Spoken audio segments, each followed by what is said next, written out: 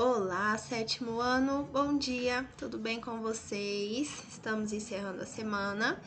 Hoje é dia do simulado, mas nós também teremos aqui uma videoaula.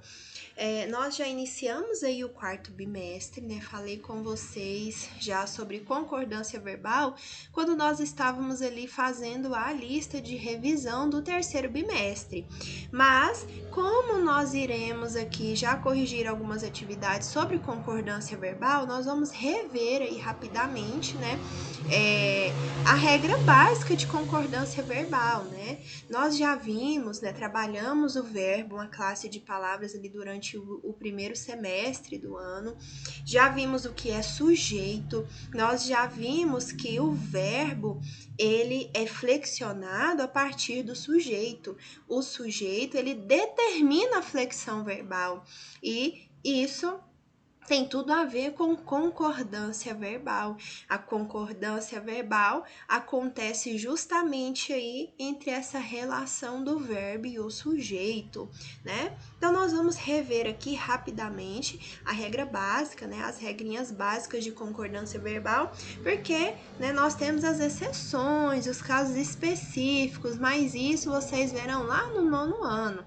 Aqui no sétimo ano é só a regra básica mesmo de concordância, tá?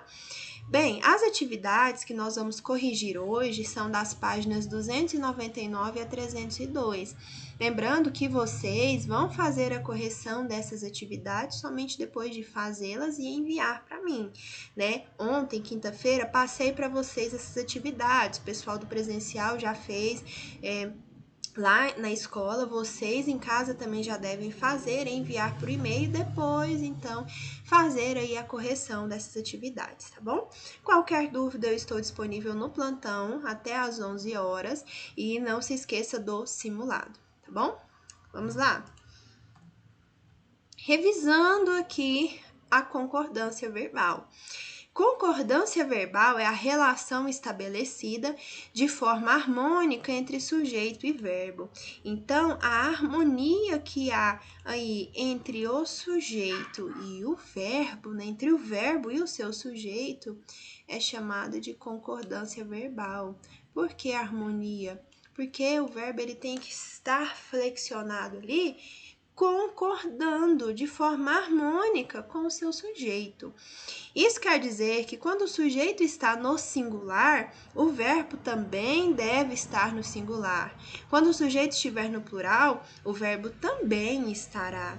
Então, o verbo vai concordar com o sujeito. Simples assim, né? Essa ideia, esse conceito aí de concordância verbal é isso. Veja só, eu adoro quando as flores desabrocham na primavera. Eu tenho aqui alguns verbos, vamos marcar esses verbos. Deixa eu pegar aqui a caneta de outra cor vermelha. Quais são os verbos? Veja só, eu adoro, adoro, verbo adorar, eu adoro. Quando as flores desabrocham na primavera. Tem dois verbos. Eu, primeira pessoa do singular, lembra? Então, o verbo eles têm que estar flexionado na primeira pessoa do singular. E aqui, desabrocham também, ó, desabrocham está no plural para concordar com as flores. As flores desabrocham. Então, tem que estar no plural, né? Elas desabrocham. Elas adoram. Olha, o verbo adorar que estava lá em cima, agora mudou. Por quê? O sujeito também mudou. Eu passei aqui para a terceira pessoa do plural. Então, o verbo tem que ser flexionado na terceira pessoa do plural. Quando as flores desabrocham na primavera. O verbo desabrochar aqui está da mesma forma porque o sujeito é o mesmo, né? Cristina e Eva entraram no hospital. O verbo entrar está concordando com o sujeito composto, né? Cristina e Eva. Então, elas entraram no hospital. Então, a partir disso, vamos aqui para as regrinhas. Copiei e colei lá do livro, então está lá, basta só você olhar lá no seu livro. Assim, podemos formular as regras básicas da concordância verbal.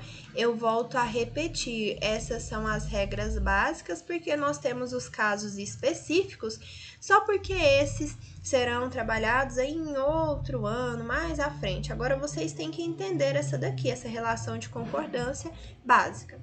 Veja só, o verbo vai à primeira pessoa do singular, ou seja, ele vai ser flexionado na primeira pessoa do singular, que é qual? Eu, né? Se o sujeito é ou pode ser representado pelo pronome eu. Espero vocês na estação. O verbo está flexionado na primeira pessoa do singular, porque o sujeito é eu. Eu espero vocês na estação. Ele não aparece ali, é desinicial, mas pelo verbo nós sabemos que é a primeira pessoa do singular. O verbo vai à segunda pessoa do singular, tu, né? Se o sujeito é ou pode ser representado pelo pronome tu. Queres sorvete? Tu queres sorvete? Veja só o verbo querer aqui, ele está flexionado aí segundo a segunda pessoa do singular. O verbo vai à terceira pessoa do singular se o sujeito é ou pode ser representado pelos pronomes ele, ela ou você. Você é um pronome de tratamento, mas ele também entra aqui, tá? Ele adora música. O verbo adorar está flexionado aqui na terceira pessoa do singular, porque o sujeito é ele. O verbo vai à primeira pessoa do plural se o sujeito é ou pode ser representado pelo pronome nós. Participaremos das Olimpíadas em várias modalidades. Veja, a primeira pessoa do plural, nós participaremos. Se fosse eu participarei. Veja que o verbo muda se a pessoa muda, porque o verbo tem que concordar com a pessoa. Aqui no caso é a primeira pessoa do plural, então o verbo tem que estar flexionado na primeira pessoa do plural. O verbo vai à segunda pessoa do plural se o sujeito é ou pode ser representado pelo pronome vós. É emprego raro, mesmo na escrita formal. Nós quase não utilizamos a segunda pessoa do plural, tá? Vós precisais de ajuda, mas regra de concordância, né? O verbo aqui está flexionado para concordar com o sujeito vós. E por último, o verbo vai à terceira pessoa do plural se o sujeito é ou pode ser representado pelos pronomes eles, elas ou vocês. Vocês são muito importantes. São é o verbo que está flexionado para concordar com o sujeito, vocês, tá? Então, basicamente, é isso. Essas são as regras básicas aí de concordância verbal. Acaba sendo óbvio, né? Mas essa harmonia que há entre o verbo sendo flexionado de acordo com a pessoa é o que nós chamamos de concordância verbal. Aqui os exemplos que o livro traz: Maria e Mariá. Nós podemos substituir por elas, então o verbo vai ser flexionado na terceira pessoa do plural. Elas são minhas filhas gêmeas. Maria e Mariá são minhas filhas gêmeas. Eu e Lucas. Eu e mais alguém é nós, né? Somos irmãos. A violência e o desemprego. Eles são sérios problemas. A agressividade constante e o ódio. Eles criam uma barreira entre as pessoas. Tranquilo até aqui. Aí nós vamos passar para as atividades que eu solicitei ontem. Vamos fazendo aí a correção delas. Prática linguística. Texto 1. Gato que brincas na rua, gato que brincas na rua, como se fosse na cama, invejo a sorte que é tua, porque nem sorte se chama. Bom servo das leis fatais, que regem pedras e gentes, que tens instintos gerais e sentes só o que sentes. És feliz porque és assim, todo nada que tens é teu. Eu vejo-me e estou sem mim, conheço-me e não sou eu. Temos aqui um texto, um poema de Fernando Pessoa, da obra Poesias. O que o eu lírico expressa em relação a si mesmo e o que o faz invejar o gato. Olha o que ele diz aqui, ó. Invejo a sorte que é tua, porque nem sorte se chama. O gato está ali, ó. Ele brinca na rua, tranquilo. Você acha que esse gato que está aí brincando na rua tem alguma preocupação? Não, ele está tranquilo. Agora o eu lírico inveja essa sorte. E mais lá no último, na última estrofe, ele vai falando assim: és feliz porque és assim, todo nada que tens é teu. Ele não tem nada, mas é dele. Ele é o quê? Independente, né? Mas ele, eu vejo-me e estou sem mim. Conheço-me e não sou eu. Veja só, ele está perdido, né? Ele se conhece, né? Mas ele não sabe quem é. Está perdido. Então, o eu lírico se sente perdido, insatisfeito com a sua própria vida. Feliz é o gato, né? Ele não. Enquanto o gato parece ser autossuficiente, né? Ele não precisa de nada e nem ninguém, ele é autossuficiente, imperturbável e cheio de confiança, tranquilo, né? Independente. E ele inveja isso no gato. 2. Que características do gato o eu lírico quis indicar com os versos? E sente só o que sentes, e todo nada que tens é teu. Como eu disse, ele diz que o gato não tem nada, né? Mas é dele. Ele é o que? Independente. Ele precisa de muito? Não, ele não tem nada e isso está tudo bem para ele. Ele tem uma vida tranquila e simples, né? O gato não precisa de nada. Então, a simplicidade da vida felina. Ele está ali tranquilo, ele não precisa de que alguém cuide dele, ele é feliz, tranquilo, pronto. Ele é feliz por isso, porque todo nada que ele tem é dele. Identifique no poema e escreva abaixo as formas verbais que o eu lírico usa para se dirigir ao gato. Depois responda: em que modo, tempo e pessoa estão flexionadas? Veja só, nós temos as formas verbais que o eu lírico utiliza para referir-se ali, para se dirigir ao gato. No primeiro, gato que brincas na rua. Brincas é o verbo. Você tem que identificar ali as formas verbais, né? As formas verbais são brincas, tens, sentes, és. Veja só. Brincas, cadê? Tens, sentes, és. São os verbos que ele utiliza para se referir ali ao gato. Eles estão no modo indicativo. O modo indicativo é aquele que indica certeza. Nós temos o subjuntivo que indica dúvida, o imperativo ordem, né? Não é o caso. É indicativo, tempo presente, ó, na segunda pessoa. Tu que brincas, tu que tens, tu que sentes, tu que és, tá? Está concordando ali com a segunda pessoa do singular, tu. A quarta questão vai falar da silepse. Antes de respondê-la, nós vamos ler aqui esse quadrinho azul que tem aí do lado, né, na sua atividade.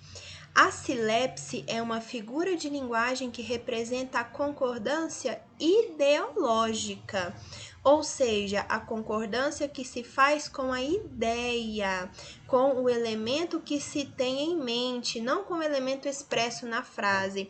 Então, não vai concordar com o termo que está ali, mas com a ideia, tá?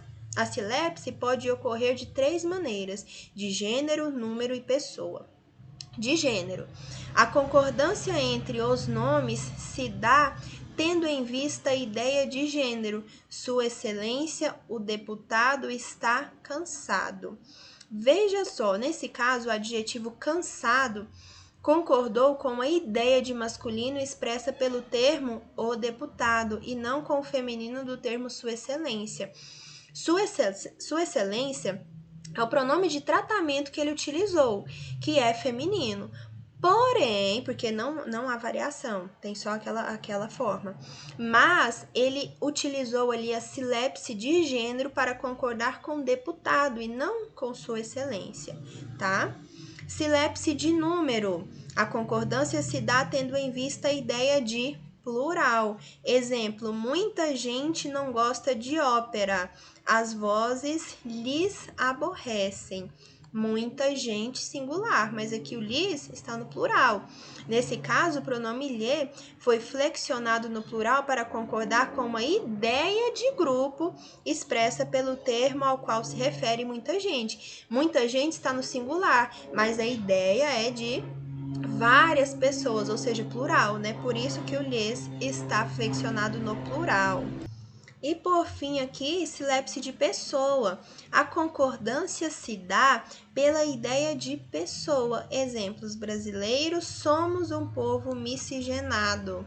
Veja só, os brasileiros, seguindo aí a concordância sem silepse, nós utilizaríamos ali o verbo na terceira pessoa do plural. Os brasileiros são. Mas como a pessoa que disse se inclui nesse grupo, então os brasileiros somos um povo miscigenado. Nesse caso, o falante fez a concordância na primeira pessoa, nós, e não na terceira pessoa, os brasileiros, porque se inclui no termo os brasileiros. Agora sim, vamos para a quarta questão. Nesse poema, um caso especial de concordância, uma figura de linguagem chamada silepse. Em qual verso do poema podemos encontrar uma silepse de pessoa? Aqui, ó. Uma silepse de pessoa, como foi criada e qual é o efeito gerado por ela. Como nós vimos, a silepse de pessoa é quando concorda-se com a ideia, mas ali a pessoa expressa outra, né? No primeiro verso mesmo, gato que brincas na rua. Ao observar ali o sujeito, fazendo a concordância lógica, o verbo ele seria flexionado ali na terceira pessoa do singular. Gato, né? Ele brinca na rua. Gato brinca na rua. Mas, fazendo essa silepse aí de pessoa, o verbo foi flexionado aqui na segunda pessoa do singular. Tu, gato que brincas na rua. Então, foi criada flexionando-se o verbo na segunda pessoa do singular, brincas, assim como nós colocamos aqui na questão anterior, né? Ao mesmo tempo que usa a palavra gato em vez do pronome tu. O efeito obtido é o de falar do gato ao mesmo tempo que se dirige a ele. Falar do gato, de quem? Dele, né? Então, ele, mas falar com ele ao mesmo tempo. Este é o efeito gerado, falar dele com ele ao mesmo tempo, tá? Por isso que ocorre aí a silepse de pessoa. Acho uma questão muito complexa para estar aqui, mas... Texto 2, retrato de época. Houve um tempo, acreditem, em que não havia televisão. Houve tempo até em que não havia sequer rádio ou cinema. As pessoas se distraíam lendo, contando histórias, fazendo a sua própria música. Iam ao teatro, quando havia teatro, e as apresentações das bandas nos coretos. Praticamente não havia cidade digna do nome sem uma banda e um coreto. Mas a grande diversão, a festa que transformava a paisagem e alegrava os corações, era o circo. É difícil imaginar no nosso mundo que entretenimento instantâneo e ininterrupto, o que representava a chegada do circo, sobretudo nas pequenas cidades do interior. A verdade é que já não há espetáculo, por grandioso que seja, capaz de superar em impacto a presença alegre da lona que atraía igualmente a todos. O circo era a quebra da rotina, o grande assunto, a mágica que superava a imaginação. Não era à toa que o palhaço era ladrão de mulher e que tanta gente fugia com o circo. Como tantos outros circos de cavalinhos, o Nerino, circo muito conhecido que durante 52 anos percorreu o Brasil, nasceu da associação de meia dúzia de artistas, todos aparentados.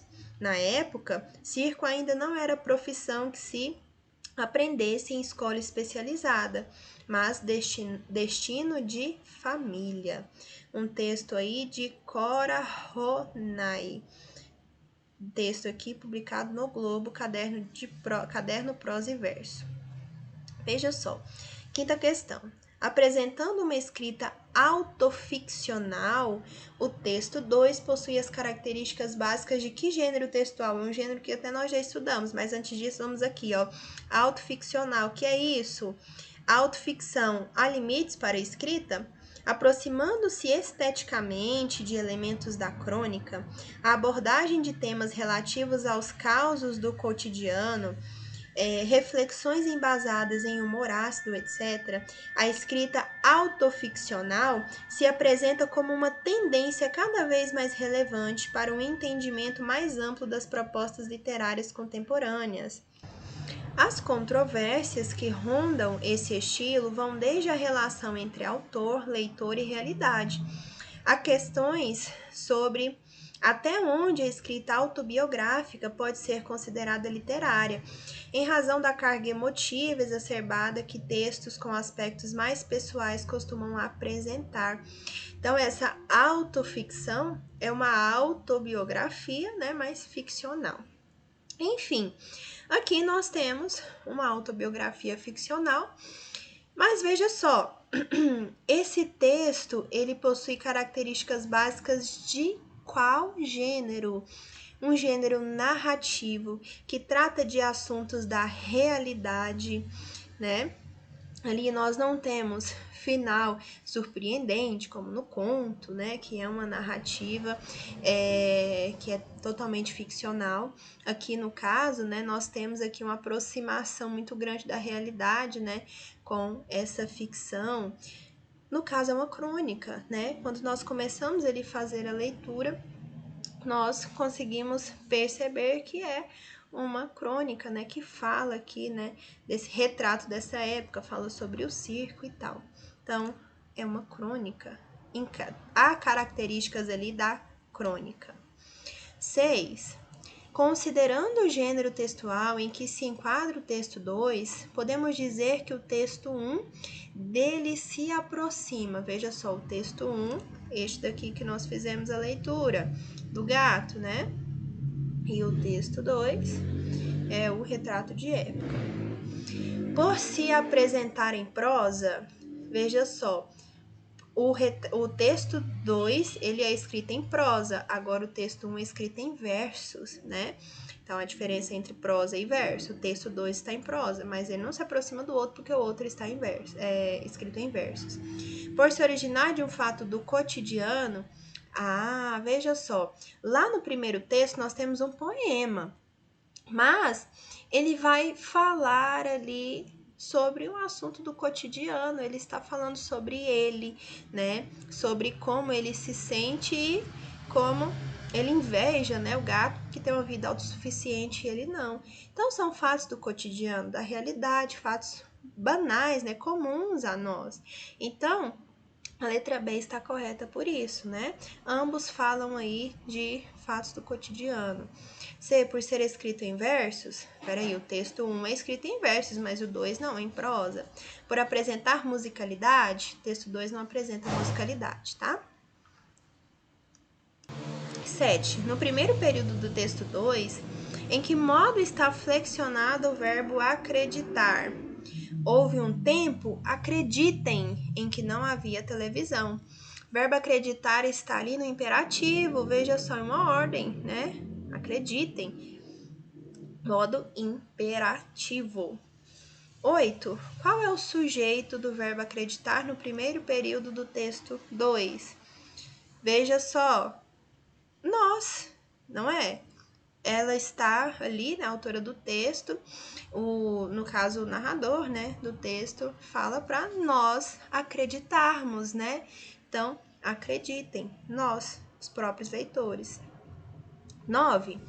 Ainda sobre o primeiro período do texto 2, a autora suspeita de que o que diz pode parecer confiável, inconcebível, indiscutível, verossímil, verdadeiro. Verossimilhança, né, tem a ver com a realidade, tá bom? Essa aproximação com a realidade, né? É um texto verossímil, sim, mas ela suspeita que o texto possa parecer verossímil, não, que ele possa parecer inconcebível, né? Veja só, não havia televisão. Ela está falando para nós acreditarmos que porque parece algo que não é real, né? Então, é inconcebível, né? Ela não quer que nós acreditamos que seja algo concebível, para nós acreditarmos que realmente não havia televisão na época. Letra B. 10. No segundo parágrafo do texto 2, a autora ressalta as peculiaridades do circo. Marque o que não caracteriza o circo.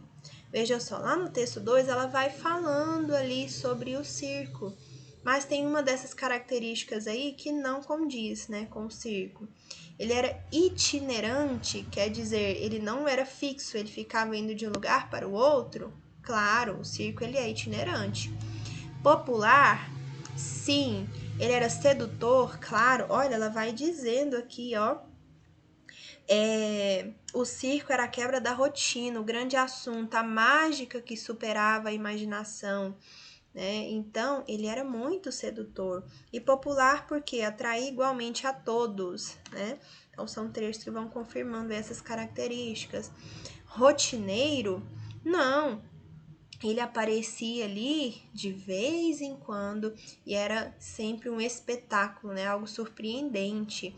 Então, a letra D, rotineiro, não caracteriza o circo. Agora, surpreendente, sim, tá? Então, letra D é a resposta. 11. Quando escreve entretenimento instantâneo e ininterrupto, segundo parágrafo, a autora faz uma alusão ao... Vamos lá no segundo parágrafo, para nós encontrarmos aí. Entretenimento, é difícil imaginar no nosso mundo de entretenimento instantâneo e ininterrupto o que representava a chegada do circo. Quando ela diz sobre isso, é o quê? É justamente sobre a televisão, né? Porque com a televisão, nós temos o entretenimento aí instantâneo e ininterrupto, sem parar. Qualquer hora que você ligar a televisão, vai estar passando alguma coisa. Você tem vários canais. Hoje em dia, inclusive com a internet, né? Você tem aí Netflix, Globoplay, enfim, vários outros, né? Amazon Prime, Disney+, enfim, diversos. Toda vez que você liga aí a TV, sempre tem alguma coisa, né? Na época que ela vai contando isso daí, não tinha. Por isso que a chegada do circo era tão especial, porque era o de diferente, né? Que acontecia ali. E aí encantava todo mundo. Então, esse entretenimento instantâneo ininterrupto é justamente a própria televisão, letra E. Não é o teatro, não é o circo, não é o show, nem a bandinha. É a televisão. Faz alusão aí à televisão. 12. O texto 2 informa que os circos nasciam, em geral, da associação de... Veja só, ela falou ali no finalzinho do texto. Todos aparentados porque eram parentes, né? A família se juntava ali, né? Então, 6 artistas aparentados, 6 artistas profissionais, uns poucos artistas aparentados, grupos de artistas profissionais ou inúmeros artistas aparentados. Os circos nasciam, em geral, de uns poucos artistas aparentados. Teve um específico lá que foi uma meia dúzia, né? Que ela falou, mas esse meia dúzia é o quê?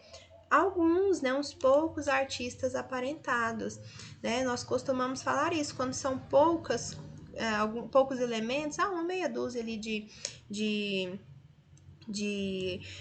vou formular um exemplo ali, sua mãe doou ali alguns sapatos, né? Mas ela tem muitos. Aí ela falou assim, doei uma meia dúzia de sapatos, porque foram poucos, tá bom? Então, os poucos artistas aparentados. 13. Releia o primeiro parágrafo da crônica. Houve um tempo, acreditem, em que não havia televisão. Houve tempo até em que não havia sequer rádio ou cinema. As pessoas se distraíam lendo, contando histórias, fazendo a sua própria música. Iam ao teatro quando havia teatro, e às apresentações das bandas nos coretos. Praticamente não havia cidade digna do nome sem uma banda e um coreto. Agora analise as afirmações a seguir. 1. Todas as ocorrências do verbo haver nesse trecho não possuem sujeito? Houve um tempo em que não havia televisão. Houve um tempo até em que não havia sequer rádio ou cinema. As pessoas se distraíam lendo, contando histórias, fazendo a sua própria música. Iam ao teatro quando havia teatro e as representações das bandas nos coretos. Praticamente não havia cidade digna de nome sem uma banda e um coreto. Essas são as formas verbais, do verbo haver. Na oração, quando havia teatro, o verbo haver está flexionado no singular para concordar com teatro. 2. A forma verbal acreditem está flexionada no plural para concordar com pessoas. Veja só, acreditem, nós já vimos que qual é o sujeito de acreditem? Nós, leitores, né?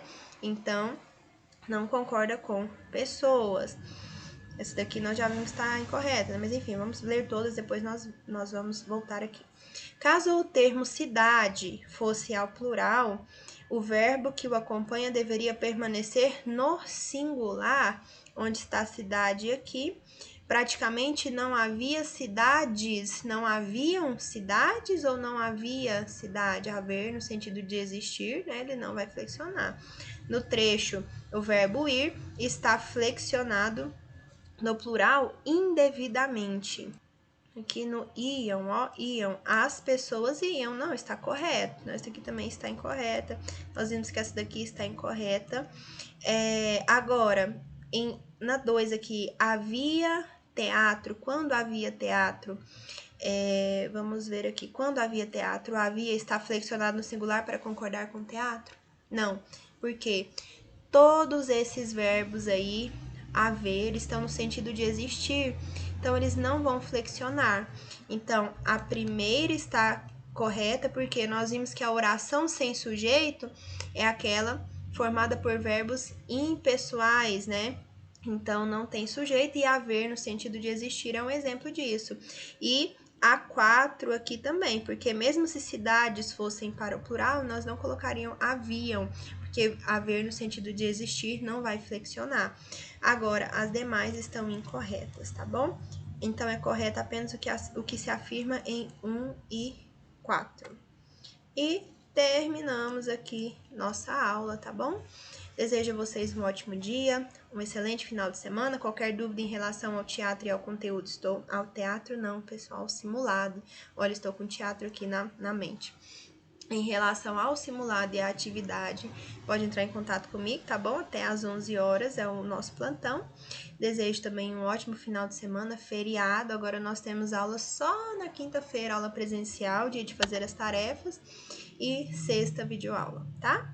Tchauzinho, um bom dia para vocês, até a próxima aula.